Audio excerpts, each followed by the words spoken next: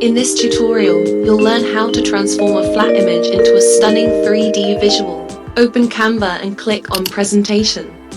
Head to Elements and search for Living Room. It's already in my recent history, so I'll just click on it.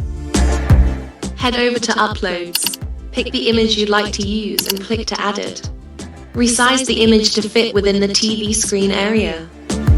To duplicate the page, just click this button. Click on the image you want to turn into 3D. Adjust the image to fit perfectly within the frame. Click here to remove the background from the image. Go to the Share menu and click on the Download button. Click on this point. Uncheck this box. Select only Page 2. And make sure to check Transparent Background.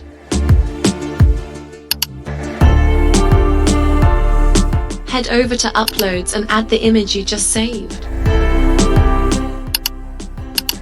Delete this page by clicking here. Go to Uploads again and use the image you just uploaded. Resize it and place it over the previous image to hide it. Take a moment to double check that the image is aligned and fits the frame exactly.